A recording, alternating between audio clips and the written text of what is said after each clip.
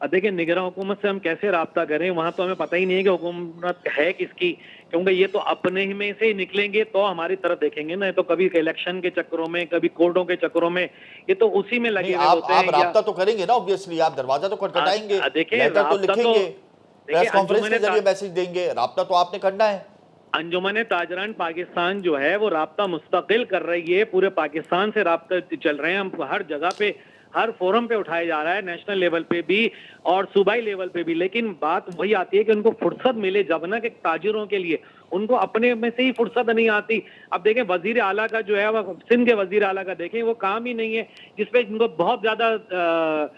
जो इतलात हमें मिली थी कि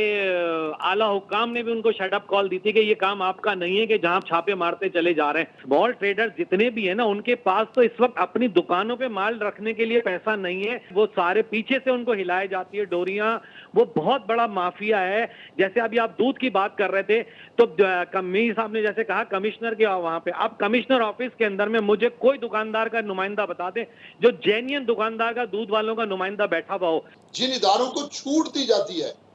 उन्हें उनका चेक एंड बैलेंस होना चाहिए कि उनके छापों से हुकूमत को क्या फायदा पहुंच रहा है, अवाम को क्या फायदा है।